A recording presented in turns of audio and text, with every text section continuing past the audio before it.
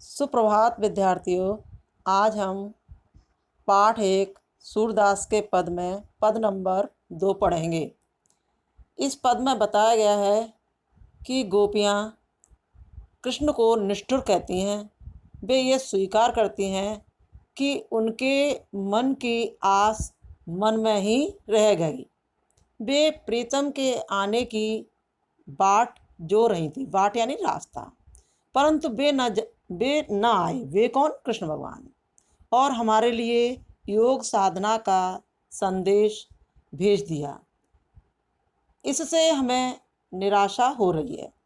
अब इस पद को मैं विस्तार से बताऊंगी, सुनिए। मन की मन ही माँझ रही, कहिए जाए कौन पे उदो, नाहि परत कही, अबध आधार आस आवन की, तन मन बिथा सही, अब इन जोग संदेश सन सुन सुन, बिरहिन बिरह दही, चाहत हुती गुहार जितैते, उतत धार बही, सूरदास अब धीर धरें क्यों, मर ज्यादा न लही। नीचे शब्दार्थ दिए हुए हैं। मन की मन ही माँझ रही, कहिए जाए कौन पे उदो, नाय परत कही। मन की मन ही माँझ रही यानी कृष्ण द्वारा भेजा गया संदेश सुनकर गोपियाँ कहती हैं कि हे उद्धव, यानी उद्धव को वो उलाहना देती हुई कहती हैं कि हे उद्धव, हमारे मन की मन में ही रह गई। जो मन की बात थी मन में ही रह गई। अर्थात हमने सोचा था कि कृष्ण यहाँ लौटकर अवश्य आएंगे और तब हम उनके विरह में जो कष्ट सहे हैं, उन कष्टों की जो गाथा कहानी है, हम उन्हें सुनाएंगे। परंतु अब तो उन्होंने स्वयं को भुलाकर हमारे लिए निर्गुण ब्रह्म की आराधना का संदेश उद्धव के साथ भेजा है।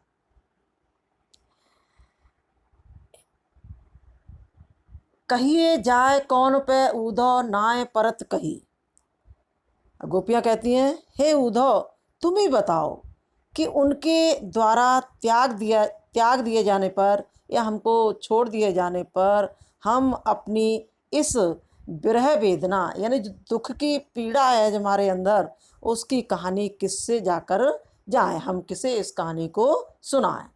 कहिए जाए कौन पे उद्धव, ना ही परत कही। ना ही माने नहीं, कही माने कही। अब हमसे यह और अधिक सही नहीं जाती। अब हम इस पीड़ा को किससे जा कर के कहें, अपनी वेदना को किससे जा कर के कहें। आगे देखिए, अवध आधार आस आवन की, तन मन बिथा सही। गोपियाँ कहती हैं कि अब तक हम उनके आने की, अवध होता समय, आधार उसको आधार मान के, अवध आधार आस आवन की, यानी हमारे मन में ये आशा थी कि ये एक समय आएगा तब वो आएंगे। तो देखिए यहाँ पर, अब तक हम उनके आने की अवध यानी समय के सहारे अपने तन और मन से इस जो विरह व्यथा है, ये दुख की जो भावना है हमारे अंदर, जो पीड़ा है, उसको हम सह रही थी। परंतु तुम्हारे द्वारा दिए गए इस योग संदेश को सुनकर हमारी विरह वेदना है, जो विरह व्यथा है, और भड़क उठी है। ठीक है, तन मन व्यथा सही।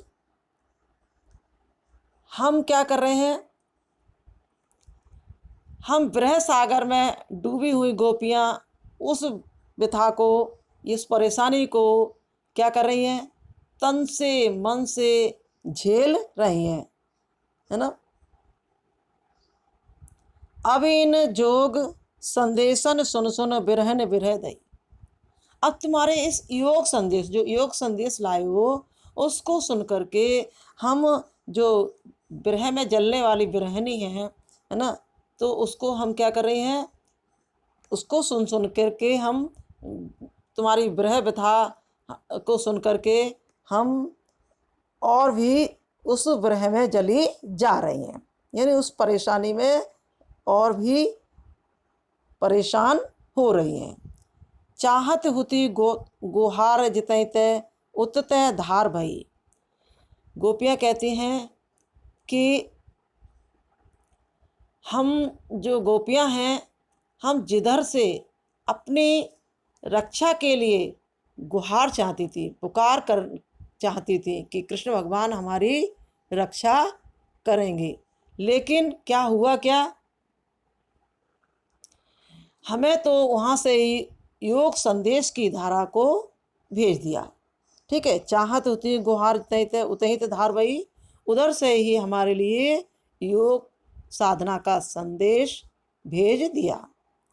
सूरदास अब धीर धरें क्यों मर ज्यादा न रही। सूरदास के अनुसार गोपियाँ कहने लगी कि अब तो कृष्ण ने सारी लोक मर्यादाएं छोड़ दी हैं, उन्होंने हमारा प्रेम निभाने की बजाय हमारे साथ छल किया है, अतः हम अब धैर्य कैसे धारण करें।